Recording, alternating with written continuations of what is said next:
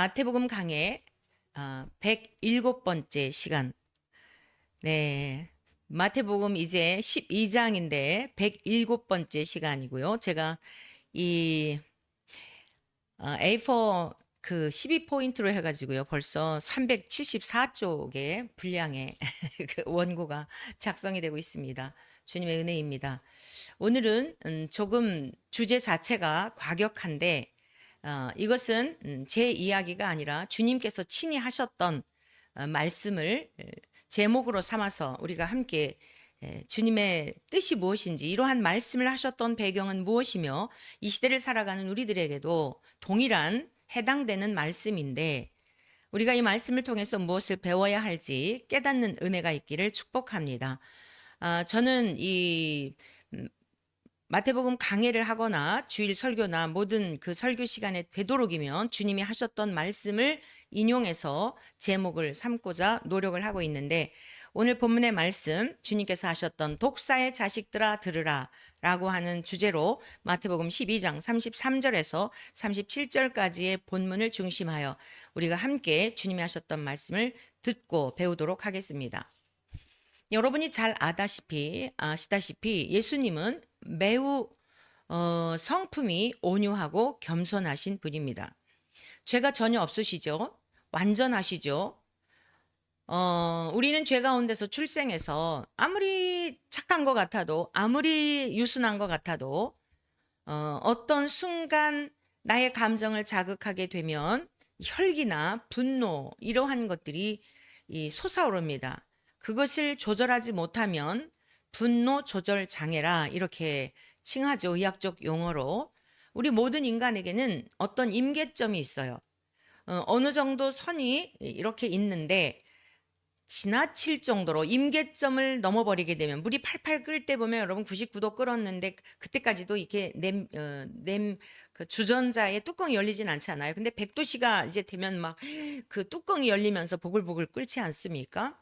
넘어버린단 말이에요. 그리고 계속 닫아두게 되면 넘어버리죠. 우리 모두에게도 임계점이 있어요. 옆에서 누가 자꾸 자극을 하게 되면 이제 이성을 잃어버리죠. 통제력을 잃어버려서 굉장히 심각한 상황들이 펼쳐지게 되는데, 여러분 이것은요 특정한 사람들만이 아니에요. 저 무슨 뭐 교도소에 살인죄를 저지르고 분노 조절 장애로 인하여서 사람을 죽이고 연쇄살인범이 되어 가 있는, 교도소에 수감되어 있는 사람들만이 아닙니다. 우리 모두에게 태어날 때부터 이러한 죄의 성향이 있음을 인정해야 하는 것입니다. 그런데 인문학이라든가 인본주의를 바탕으로 한 인문학에서는 이러한 것을 용인하지 않죠. 좋은 환경을 제공해주면 좋은 사람이 될 수 있다. 뭐 이런 가르침들 아니겠어요? 그래서 상담을 통해서 무엇인가 변화시키고 바꿔보려고 하지만 상담에 한계가 있는 것입니다. 상담엔 반드시 한계가 있어요. 사람의 생각에서 나오는 것이고 사람의 경험에서 나오는 것이기 때문에 그건 진리가 아니에요. 그래서 어느 정도까지는 도움이 되지만 결정적인 인간의 힘으로 해결할 수 없는 문제 때문에 여러분 병원에 가고 상담받는 거 아니에요? 그 문제는 해결이 안 되는 거예요. 그 문제는 어디서 해결을 찾을 수 있느냐? 주님이 하신 말씀을 통하여. 왜죠? 주님은 하나님의 보이지 않는 형상이시고 하나님의 영광이시고 영광의 광채이세요. 그래서 보이지 않는 하나님을 드러내신 분이기 때문에, 창조주이시며 우리 인생을 창조하신 하나님의 형상과 동일하신 분이기 때문에 예수님을 통해서 우리가 치유받을 수 있는 겁니다. 제가 목회하면서 임상적으로도 많이 경험하고 있는 바이고요. 의학적으로 해결될 수 없는 것은 하나님만이 고치실 수 있는 거예요. 그래서 우리가 낙심할 필요가 없습니다. 낙담할 이유도 없고요. 그래서 오늘 말씀을 우리가 들을 때에 독사의 자식들아 들으라 라고 하는 이 과격한 표현이 굉장히 우리가 기분 나쁠 수 있는데 맞습니다. 우리가 독사의 자식들이었습니다. 결론적으로는 오늘 말씀을 배우는 중에 인정하게 되고, 그런데 이제는 독사의 자식이 아니라 정말 존귀한 하나님의 자녀가 되었으니 너무도 감사합니다. 이제는 사망에 이르는 악한 영을 따라가는 자가 아니라 우리 안에 내주하시는 하나님의 영, 그리스도의 영, 동일하신 성령님의 인도하심을 따라 영에 속한 자로서 생명의 길을 갈 수 있게 하여 주옵소서.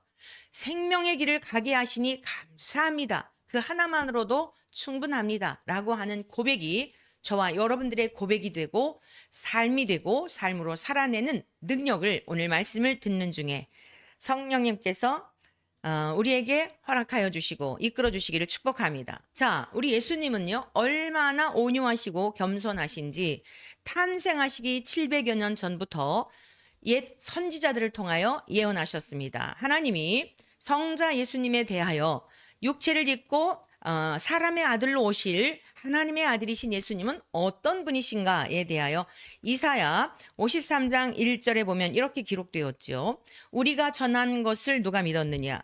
여호와의 팔이 누구에게 나타났느냐? 그는 주 앞에서 자라나기를 연한 순 같고. 여러분 연한 순 아시죠? 그 야채들이 이제 채소가 이렇게 식물들이 자랄 때 보면은 처음에 나올 때 보면 아주 연합니다. 정말 이 싹을 틔우고 뾰족 나오는 거 보면은요, 지나가는 강아지가 밟아도 그냥 뭉그러져요. 아무 힘이 없습니다. 우리 주님의 모습을 이렇게 비유하고 있어요. 주 앞에서 자라나기를 연한 순 같고 아무 힘이 없다는 거예요. 마른 땅에서 나온 뿌리 같아서 고운 모양도 없고. 여러분, 마른 땅에서 지금 광야에서 무엇인가 요 뾰족하게 나오는데 무슨 모양이 있고 풍채가 있겠습니까? 우리 주님의 모습이 그와 같다는 거예요. 우리가 보기에 흠모할 만한 아름다운 것이 없도다. 우리 예수님은 이러한 모습으로 이 세상에 오신 겁니다. 예언된 대로 오신 거예요. 자, 우리 주님의 긍휼하심은 어떨까요? 우리 주님의 성품은 어떨까요? 외형적인 것을 이렇게 53장에서 말씀하고 있다면 42장에서 보면 2절에서 4절까지의 말씀인데요. 내가 붙드는 나의 종 내 마음에 기뻐하는 자 곧 내가 택한 사람을 보라. 내가 나의 영을 그에게 주었은즉 그가 이방에 정의를 베풀리라. 여러분, 이 시대에 지금 인생들이 망하는 이유가 뭐예요? 목사들이 미혹하는 독사의 자식과 같은 이런 행태를 보이고 있는 게 뭐죠? 정의를 멸시하고 있기 때문이에요. 동성애 하나님이 사랑이시기 때문에 다 사랑하는 거야. 요즘 JTBC에서요, 아주 그냥 이 동성애를 충동질을 하고 있더군요. 충동질을 해요. 아주 뉴스 시간에도 그 동성애자들의 그 같이 동거하는 사람들이 주민센터에 가가지고 그것을 이제 결혼 신고죠. 그거 하는 것을 어떤 사람은 어떤 남성 2명이서 부부래요, 부부. 그런데 33번을 주민센터에 가서 했다. 이걸 JTBC에서 방송하고 있더라고요. 여자들이 우리나라에서는 허용이 안 되니까 뉴욕에서 결혼식을 하고 한국에 와가지고 한 여자가 자궁은 있으니까요. 인공수정을 해서 아기를 낳겠죠. 그런 것들을 보여주는 거예요. 동성애는 하나님께서 가증한 것이라 그랬어요. 벗어나야 하는 거예요. 돌아와야 하는 거예요. 그러면 하나님께서 용서해 주시지. 이건 창조의 질서를 어그러뜨리는 일입니다. 하나님을 대적하는 행위예요. 남성과 여성을 창조하신 하나님의 질서를, 그리고 남자와 여자가 한 몸을 이루어 가정을 이루도록 하신 하나님의 창조의 질서를 대적하는 것인데, 그 결국 돌이키지 않으면 인류가 계속 독버섯처럼 악성 종양과 같이 퍼져나가게 되면 창조해 주신 하나님이 어떻게 하시겠어요? 심판밖에 없다니까요. 자, 우리 주님께서 이 땅에 오셔서 하신 게 뭐라고요? 이방의 정의를 베풀리라. 저와 여러분들도 이방인이었습니다. 유대인들이 아니었어요. 오늘 이 예언이 그대로 성취되어 저와 여러분들도 우리 주님을 통해 구원을 받게 되었죠. 자, 우리 주님은 어떻다고요? 그는 외치지 아니하며 목소리를 높이지 아니하며 그 소리를 거리에 들리게 하지 아니하며. 그럼에도 우리 주님의 말씀 하나하나가 힘이 있어서 귀신을 내어 쫓는 능력이 있으셨고, 서기관이나 바리새인들이나 종교 지도자들 자기의 틀에 갇혀 있어 성경에서 말씀하고 있는 하나님을 믿는 것이 아니라 하나님이라고 하는 또 다른 우상을 만들어서 자기의 만족을 위하여 종교 활동하고 종교 생활하는 그러한 자들을 향하여 주님이 하신 말씀 하나하나가 얼마나 그들에게 찔림이 있었는지 무리들이 그러잖아요. 그런 고백을 하죠. 이는 많은 그 권위자들과 같지 않도다. 다른 랍비들과 비교가 되지 않도다. 이런 권능이 어디서 있는 거지? 여러분, 무리들이 놀라지 않아요? 말씀이 육신이 되셨기 때문에, 말씀이 실체가 되셨기 때문에 우리 주님은 한 번도 언어에 실수가 없으셨고 목소리를 높이지 않으셔도 그 말씀 자체에 힘이 있으셨던 겁니다. 저와 여러분들도 거룩한 삶을 살아내므로 이와 같은 능력 있는 그리스도인의 삶이 되기를 간절히 소망합니다. 상한 갈대를 꺾지 아니하며 꺼져가는 등불을 끄지 아니하고 진실로 정의를 시행할 것이며 그는 쇠하지 아니하며 낙담하지 아니하고 세상에 정의를 세우기에 이르리니 섬들이 그 교훈을 앙망하리라. 예언이 그대로 성취되었죠. 이 땅에 오셔서 지금까지도 세계 도처에 복음이 들어가는 곳곳마다 주님 닮기를 원하고 주님 가신 길을 따르기를 원하고 저와 여러분들도 그러한 마음의 열망이 있어 오늘 이 시간에도 말씀 앞에 마음을 겸비하고 있는 것 아니겠습니까? 자, 이와 같이 우리 주님은 성품이 온유하시고 겸손하시며 긍휼하심이 무한하신 주님이신데 기가 막힌 말씀을 하신 거예요. 외치지도 아니하고 목소리를 높이지도 아니하시는 분인데 그 소리를 거리에 들리게 하시는 분도 아닌데 여러분 우리 주님 말씀 우리가 지금 복음서를 계속 배우고 있는데 우리 주님께서 외쳤다 그랬어요. 누구든지 목마르거든 내게로 와서 마시라. 예수께서 외쳐 이르시되 여러분 그 외쳐라고 하는 이 단어의 원어적 의미는 뭐냐면요. 까마귀가 깍깍 부르짖다라고 하는 그런 뜻이에요. 뿐만 아니라 외쳐서 안타까운 마음으로 소리쳐 외쳤다는 뜻도 있어요. 오늘 우리 주님의 기본적인 성품은 상한 갈대도 꺾지 아니하시고 목소리를 높이지도 아니하시며 거리에 들리게도 하지 아니하시는 분인데 독사의 자식들아 라고 외치셨던 이 주님의 마음이 얼마나 상하셨으면 성부 하나님의 그 마음을 그대로 이 땅에 오셔서 드러내신 거거든요. 아버지의 마음이 얼마나 상하셨으면 이러하셨을지 오늘 본문 말씀 마태복음 12장 34절에서 37절의 말씀을 먼저 보시겠습니다. 자, 주님이 친히 하신 말씀입니다. 독사의 자식들아, 너희는 악하니 어떻게 선한 말을 할 수 있느냐? 이는 마음에 가득한 것을 입으로 말함이라. 선한 사람은 그 쌓은 선에서 선한 것을 내고 악한 사람은 그 쌓은 악에서 악한 것을 내느니라. 내가 너에게 이르노니 사람이 무슨 무익한 말을 하든지 심판날에 이에 대하여 신문을 받으리니 내 말로 너의 말로 의롭다함을 받고 내 말로 정죄함을 받으리라 라고 하셨어요. 자, 이 말씀은요, 하나님이 선택하신 민족이요, 그 중에서도 하나님께 예배하고 백성들을 가르칠 수 있는 특권을 받은 종교 지도자라고 하는 바리새인들을 향하여, 서기관들을 향하여 책망하신 것입니다. 그 이유가 무엇이죠? 이 독사의 자식들아라고 하신 이 주님의 기가 막힌 마음 저변에서부터 이 안타까운 마음, 이 마음을 이렇게 표출하신 그 배경이 무엇이었을까요? 마태복음 12장 33절입니다. 앞부분이에요. 나무도 좋고 열매도 좋다 하든지 나무도 좋지 않고 열매도 좋지 않다 하든지 하라. 그 열매로 나무를 아느니라. 우리가 앞서 마태복음 5장 산상수훈을 배울 때 이미 배웠던 말씀이에요. 오직 너희 말은 옳다. 옳다. 아니라 아니라 하라. 이에서 지나는 것은 악으로부터 나느니라. 제가 84년도에 신학교를 졸업하고 지금까지 14년 동안 목사의 아내로서 사모로서의 그러한 섬김이 있었고요. 그 다음에 이제 이후에 목사로서 지금까지 40년이 되었죠. 만 40년이 이렇게 되었는데 사모의 입장에서 목사의 입장에서 다양한 성도들을 만났겠죠. 옳다, 옳다, 아니라, 아니라 하는 게 정말 힘들어요.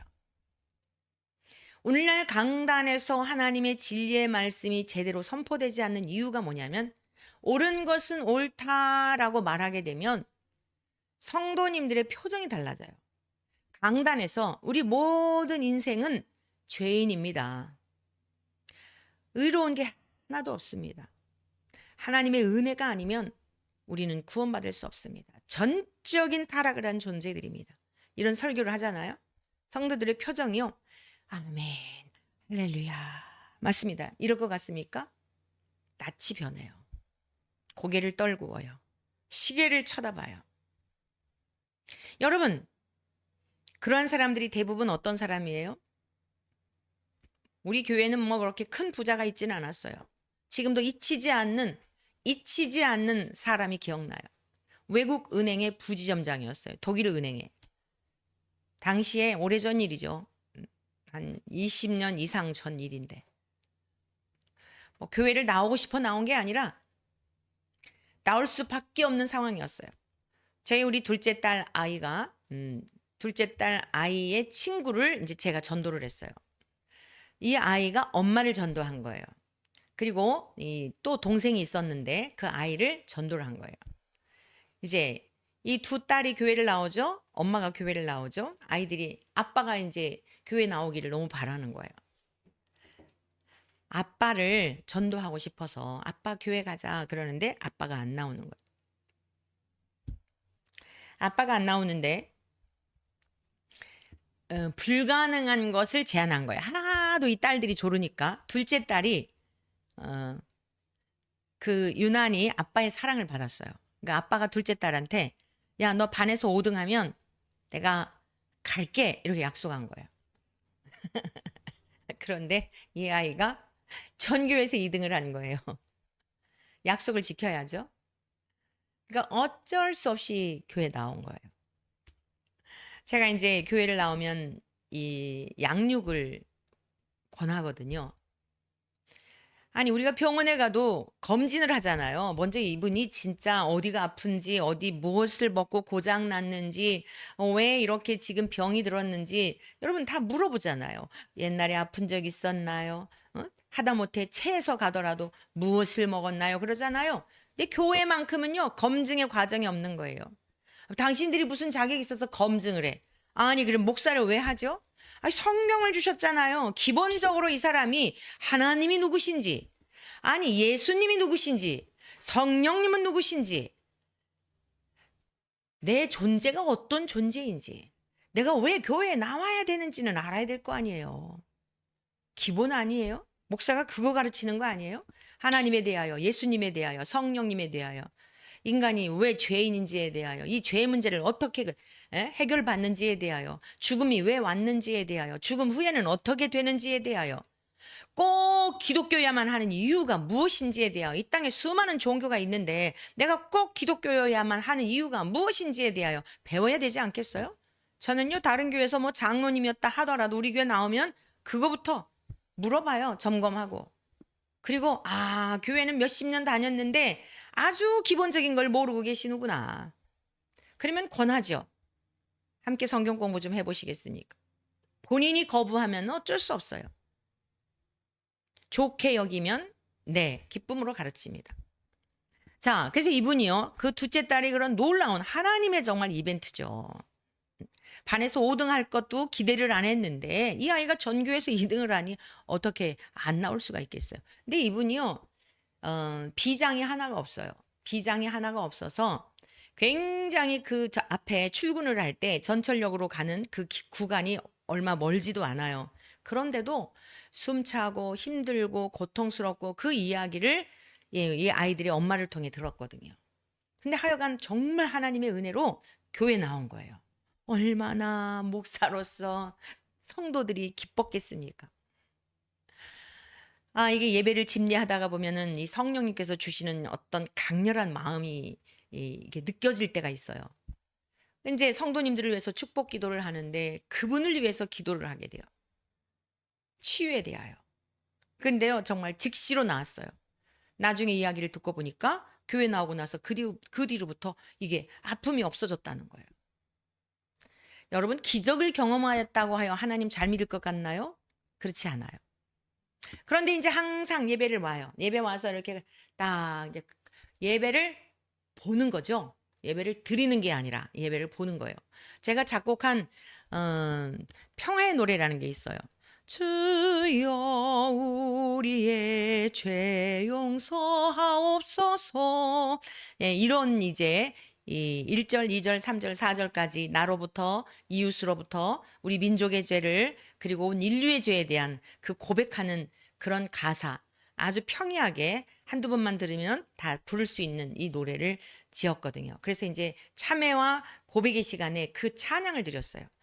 근데 유일하게 그 시간은 좋대요. 말씀이 좋은 게 아니라 유일하게 그 노래를 따라 부르시고 그것만은 좋다 그래요. 제가 그분에게 그랬어요. 우리 한번 성경 공부를 좀 해보자. 그랬더니 목사님, 제가 솔직히 교회를 나오기는 나오는데 그렇게 깊이 관여하고 싶지 않습니다. 또 이러고요. 제가 여쭤봤어요. 형제님, 인간이 죄인이라고 하는 것에 대하여 어떻게 생각하세요? 솔직히 인정할 수 없습니다. 굉장히 그러한 그 목사님이 그 말씀하실 때 이 죄인이라는 이야기를 듣게 되면 불쾌한 마음이 생깁니다. 그러더라고요. 솔직해서 너무 감사하죠. 여러분, 이게 우리 모두 인간의 모습이에요.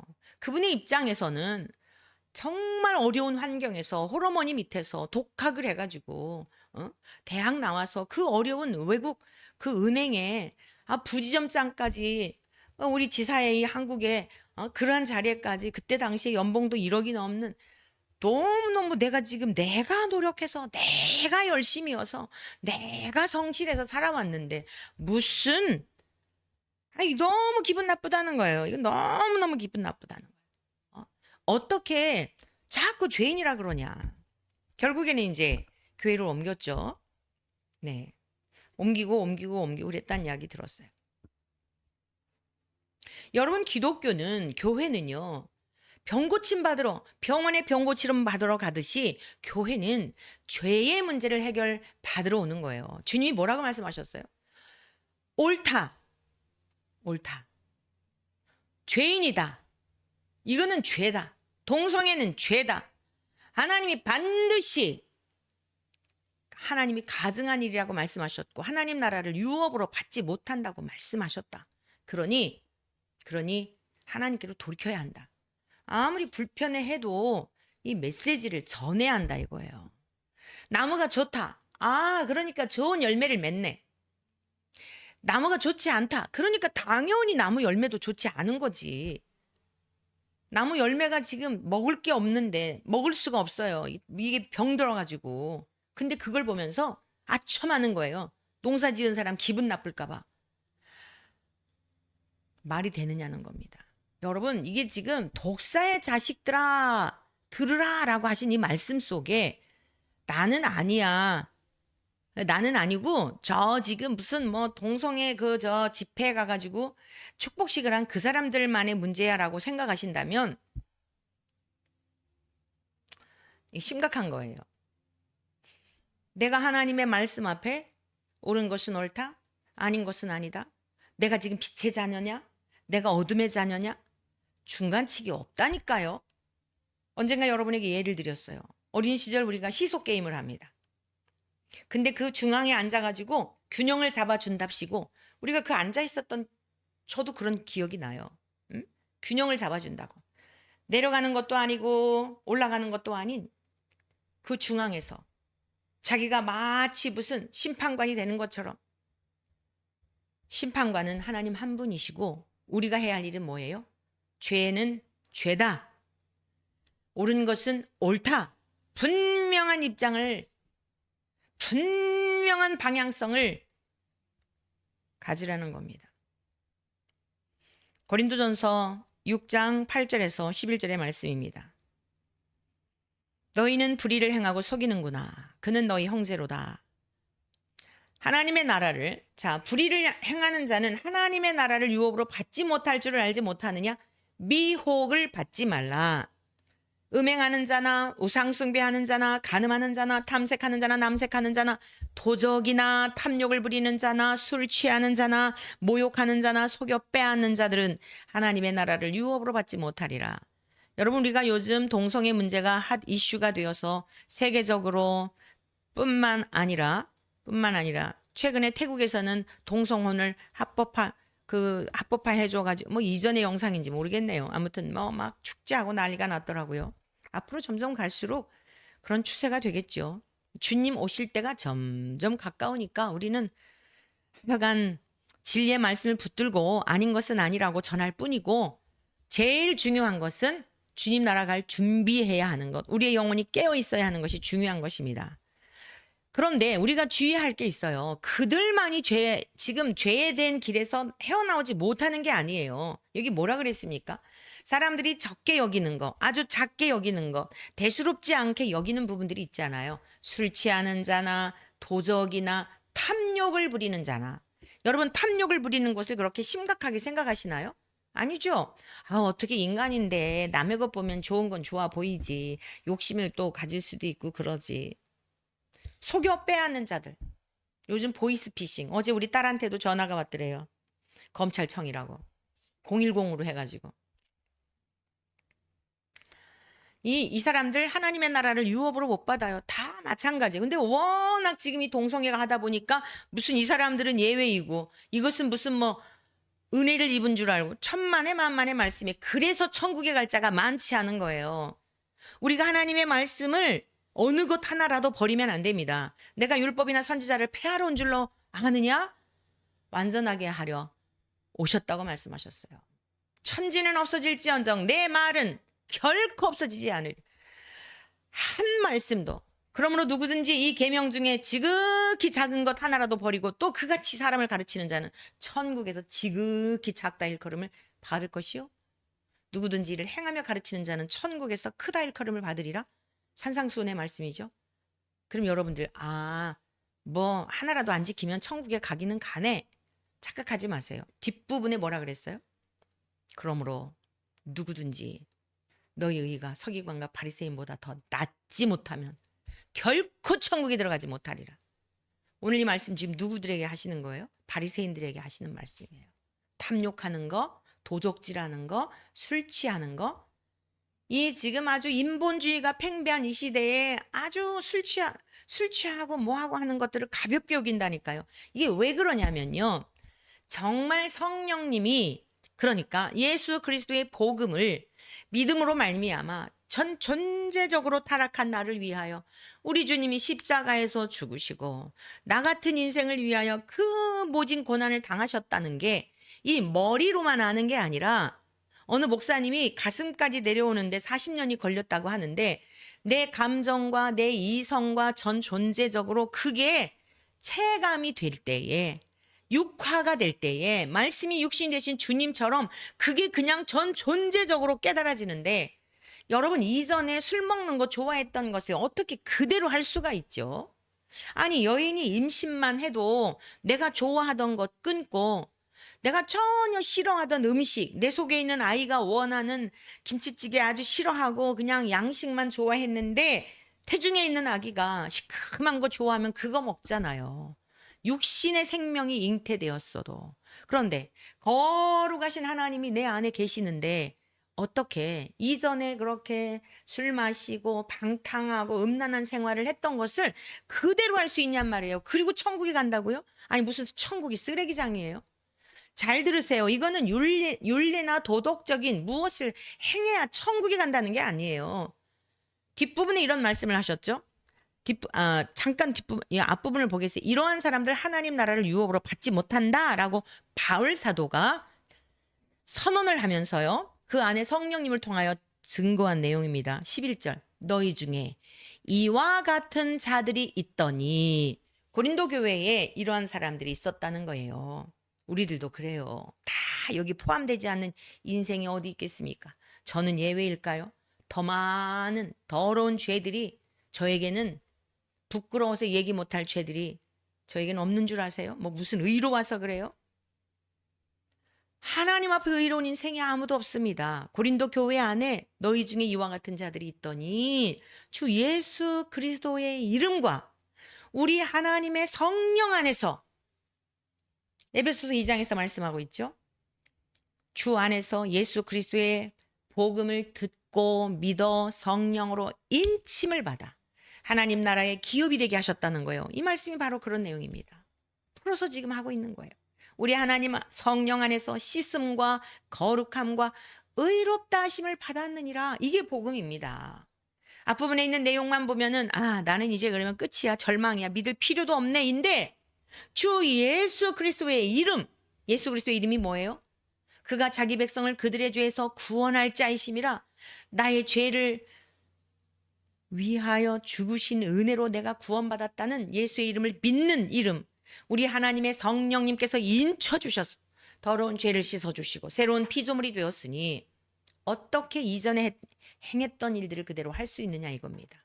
물론 지금의 삶의 자리에서도 거듭나고 천성길을 간다고 하면서도 탐욕이 생길 수 있어요. 그런데 우리 안에 계신 스승이신 성령님이 얼른 깨닫게 하시죠. 얘야, 다양한 방법으로 무슨 아무개야 이러고 말씀하시는 게 아니라 소리는 들리지 않는데, 아까 말씀하셨잖아요. 이사야 선지자를 통하여. 그게 성령님의 성품이기도 해요. 목소리를 높이지도 아니하고 거리에 들리게도 아니하는데 전 존재적으로 울림을 주시는 거예요. 부끄럽게 생각이 드는 거예요. 누가 옆에서 그거를 알고 얘기한다면 창피해서 싸움이 날 거예요. 자기를 또 변호하기 위해. 그런데 성령님은 그렇지 않잖아요. 잠잠히 주님께로 십자가로 인도하며 내가 또 죄의 본성이 살아나서 이랬습니다 하고 십자가로 인도하여 회개케 하잖아요. 그러니까 날마다 거룩해지는 거예요. 이런 모습이 여전히 천국 갈 때까지 있습니다. 그런데 계속해서 성령님이, 스승이신 성령님이 우리를 이끌어 가심으로 우리를 정결하고 거룩하고 이 세상에 살고 있으나 세상에 속한 자가 아니라 하나님의 백성으로서의 삶을 살도록 인도해 주시는 거 아니겠어요? 목사가 전해야 될 메시지가 뭐라고요? 이 복음이에요. 이 복음. 그런데 이게 오늘 본문 말씀이 공교롭게도 어제 이제 광장에 나가서 첫 번째 기도회 할 때 들려주었던 말씀인데, 이들의 문제가 뭐냐면 동성애는 죄가 아니다, 동성애는 죄다라는 이야기를 빼먹고 있는 거예요. 절대 안 해요. 왜요? 동성애는 죄다라고 하면 제가 아까 저희 교회 나왔던 어떤 분을 예로 드렸듯이 불편해하니까 그다음부터 안 나오죠. 안 나와도 할 수 없어요. 사는 길로 인도해야 될 거 아니에요? 사람이 다 떠나도 할 수 없어요. 여러분의 영혼이라도 구원받아야 될 거 아니에요? 목사로서 이 말씀을 붙들고 가면서 씨름하며 죄와 싸우며 천국에까지 내 영혼이라도 구원받아야 되는 게 그게 목사가 해야 될 짓 아니겠어요? 그런데 소경된 인도자가 되어 사람들이 불편하게 생각할까 봐 언론에서 그런 거 누가 내줘요? 제가 거기 가가지고 이동환이 집회할 때 저도 거기서 집회하고 기도회하고 하는데도요, 전혀 저에 대한 내용 단 한 번 보신 적 있나요? 이동환이에 대해서 나왔던 장면들 거의 제가 같이 있었어요. 거기에 막 그냥 회개를 촉구하고. CBS에 단 한 번도 나온 적 있나요? 제가 CBS PD를 향해 가지고 카메라 이따만한 거 갖고 하길래 옆에서 그랬어요. 도대체 CBS가 존재하는 이유가 뭐요? 제가 옆에서 그 찍고 있는데, 아니 기독교 방송이 맞소? 완전히 반성경적이고 반기독교적인 CBS. 도대체 그러면서 온갖 교회의 후원금을 받아가지고 운영하는, 무엇이 참된 진리에 대한 것인지에 대해서도 전해줘야 될 거 아니요. 이동환 것만 보낼 게 아니고. 제가 옆에서 그 얘기를 했다니까요. 이동환 일 찍고 있는데 그런 거 다 삭제해서. 단 한 번도 여러분 그런 소리 들은 적 있으십니까? 안 해요. 세상 사람들이 싫어하기 때문에. 이것이 독사의 자식들이라는 거예요. 너희 말은 옳다, 맞다, 틀렸다, 자기의 소신을 말하는 게 아니고 성경에서 아버지께서 우리를 지으신 창조주 하나님이 그건 잘못되었다, 그 길로 가면 사망이다, 그런데 생명의 길이 있다, 돌아오면 산다, 이걸 말해줘야 한다는 거예요. 바리새인들이 너희들이 그렇게 성경을 잘 안다고 하면서 어떻게 그렇게 교인 하나를 얻기 위하여 산과 들과 바다로 다니며 많은 영혼들을 교회로 데려온다마는 다 지옥 백성이 되게 하는데 배나 지옥 백성이 되게 한다라고 주님이 책망하셨죠. 진짜 목사가 해야 될 일이 뭐예요? 그제도 저희 딸이 저한테 그러더라고요. 어머니가 아니고 엄마. 40년 동안 목회를 했는데 어디 큰 교회를 가서 예배를 드리고 와서 이제 아마 이제 항상 그 모양인 교회의 모습을 보니까 그랬나 봐요. 많은 생각을 했나 봐요. 음. 진짜 엄마, 이게 지금 이 목회 이거 진짜 맞는 거예요.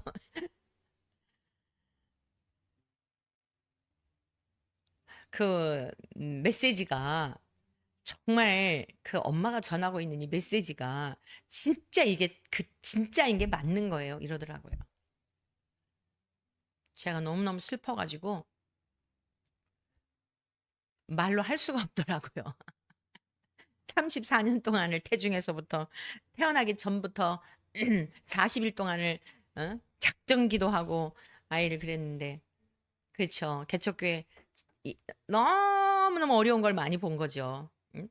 믿었던 친구, 아까 제가 얘기했던 그 친구가 떠나가고 부모님도 떠나가고 믿었던 사람들이 다 너무 상처를 받은 거예요. 과거에 목사가 된다 그랬거든요. 중학교 때까지 목사가 되겠다고 그러더니 어느 날 저한테 그래요. 나 목사 안 하겠대. 왜? 그랬더니 너무 마음이 아프대요. 이 성도님들이 왔다가 어느 날 그 집사님이 안 보이고 권사님이 안 보이고 이 모습이 너무 마음이 아파서 자기는 그것을 감당할 이게 없다. 또 아빠를 그 먼저 보낸 이런 또 굉장히 상실감이 많잖아요. 그러더라고요. 언젠가는 제가 우리 주님을 통해 굉장히 위로를 받아요. 주님께서 부활하신 다음에 가족들이 그제서야 형제들이 그제서야 그랬잖아요. 여러분 이렇게 진리라고 하는 게 쉽게 믿어지는 게 아니에요. 머리로는 알지만 이게 전 존재적으로 진짜 내가 이 존재하는 이유가 이것 때문이구나. 우리 주님 한 분만으로 정말 삶 이유가 있구나. 저는 20세 때 이걸 깨달았거든요. 너무 감사하죠. 20세 때. 그래서 제 인생을 다 걸게 한 거예요. 저도 장로의 딸이었죠. 우리 딸처럼 우리 아버지한테 얼마나 성경 그 얄팍한 지식을 가지고 제가 중학교 때인가요? 아버지한테 이런 얘기를 했어요. 집에 오셔가지고 뭐 목사님이 뭐 강단에서 그 성경을 말씀하시지 않고 맨 철학적인 거 뭐 쩍쩍쩍 얘기한다고 막 이런 얘기를 하시면서 막 못마땅히 하셔가지고 그런 얘기를 하는 거예요. 그래서 제가 아버지 그 미리암이 당돌하게 미리암이 모세를 향해 가지고 이러쿵저러쿵 해가지고 문둥병에 걸렸잖아요. 그 주의 종을 하나님이 알아서 하시는 건데 아버지가 왜 그래요? 이러고 아버지한테 대들었던 적도 있거든요. 의무적으로 교회를 다녔죠. 무서워서 다녔죠. 교회 안 나가면 벌 받을까 봐. 그런데 20세 때 정말 주님이 저를 찾아와 주셔서 인격적으로 만나고 난 다음에 이제 제 인생을 완전히 걸게 하였는데 여러분 목사가 해야 할 사명이 뭐냐? 왜 독사의 자식들아 들으라라고 하셨냐면 전해야 될 하나님의 말씀을 전하지 않고 제가 우리 딸한테 그랬어요. 네가 정말 이 말씀이 깨달아지지 않고 이해가 되지 않고 믿어지지 않거든. 너를 잘 지도할 목회자가 있다고 한다면 그곳에 가서 신앙생활 하거라. 그랬어요. 그랬더니 그나마 내가 있어야 될 자리에 내가 없으면 뭐 또 성도님들이 또 뭐 뭐 저거 걱정하지 말고 정말 너의 영혼을 진짜 생명의 길로 저 영원한 천국에까지 갈 수 있는 바른 길로 인도할 것 같으면 가거라. 그랬더니 그럼 목회자의 자녀들이 뭐 평생을 지금 35년 동안 엄마 한 교회만 다녔는데 다른 교회 다녀보고 싶지 않은 목회자 자녀가 어디 있겠냐고 그러더라고요.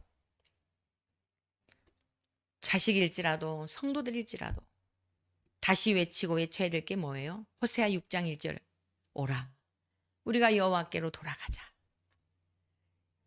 여호와께서 우리를 찢으셨으나 도로 낫게 하실 것이요 우리를 치셨으나 싸매어 주실 것입니다.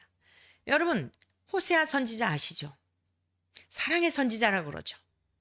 얼마나 이스라엘 백성들이 방탕하였는지, 오죽하면 창기를 데려다 아내를 삼으라고 하고, 그리고는 또 살만하면 외간 남자, 과분한 사랑을 받았잖아요. 선지자의 아내가 돼서 이 창녀가.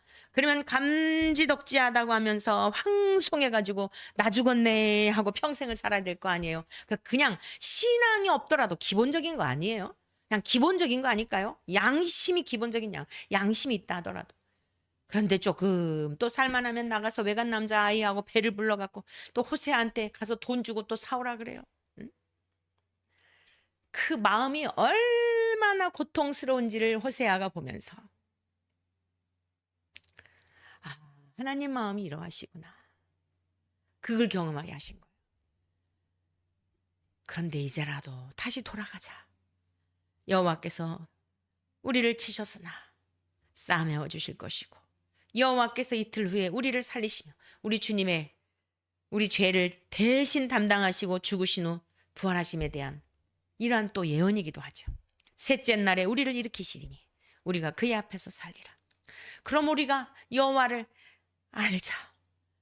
힘써 여호와를 알자.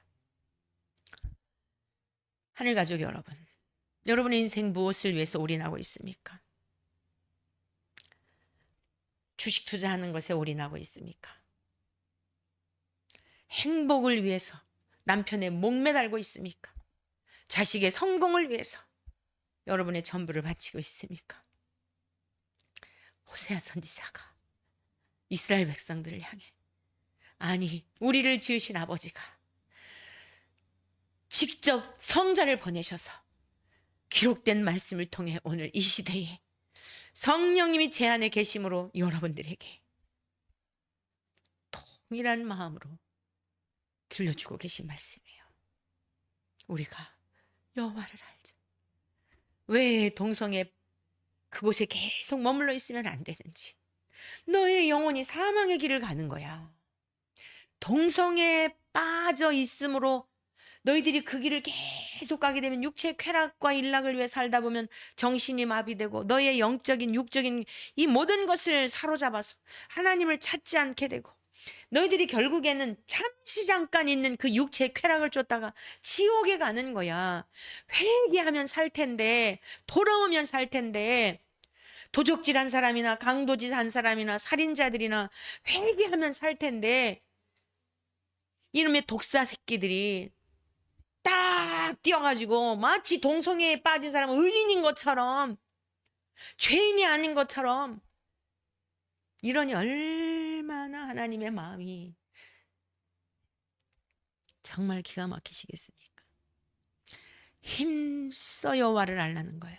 뭘 먹고 살까 뭘 마실까 이것을 위해서 힘써 살라 그런 게 아니라 예수님을 따르는 자들이 주님께 물어요.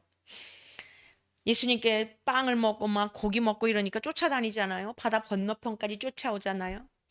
너희들이 나를 따라오는 이유가 뭔지 아느냐? 나를 찾는 이유가 뭔지 아느냐?